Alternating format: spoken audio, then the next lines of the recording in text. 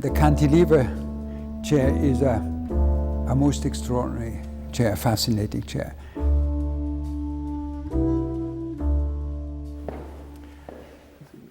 The idea of the cantilever chair in design history is very closely linked to the introduction of tubular steel into furniture design, which happened in 1925 by Marcel Breuer, who created this first famous chair made of tubular steel. Before that, tubular steel was only used for hospital furniture, military furniture. And then there was the evolution just 1 year later to Ludwig Mies van der Rohe's interpretation of the same typology. And the breakthrough was that Mies used cold bent tubular steel. Now comes Rietveld with something completely new, the idea of a cantilever which is only surface. There is no longer a frame. The idea is already there that something in one material is something much more reduced. Now Rietveld continued with that idea in a very interesting way.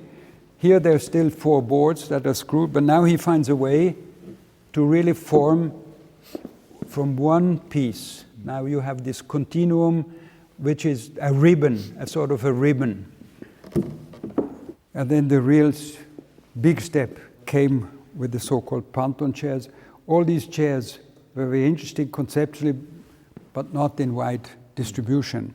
And now, for the first time, the idea comes up to do a surface cantilever chair in plastics. Of course, it was a very new idea, and it took a long time for Werner to find somebody who would sort of say, this is feasible, because it looked as unrealizable at the time. And then he came to Basel and talked to my father and myself, and so the story of the Panton chair started.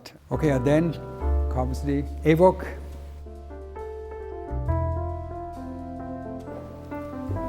In a way, the synthesis of different chair ideas. And now we have a combination. It's a one material chair, like the surface chairs, but thanks to a new technology or recent technology in injection molding, the internal pressure molding, we can create hollow pieces which are acting like a tube. So here the materials has different roles. It has a surface role and it has a tube role. And through this gas injection, indeed, you can create a tube.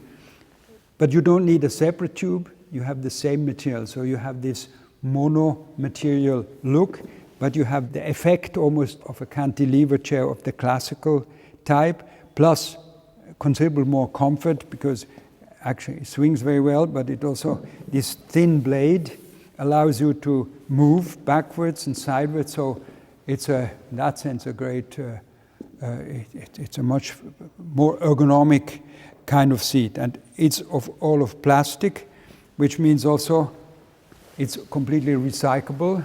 In chairs that are composed of different pieces, you always have to separate before you recycle. There you can recycle immediately.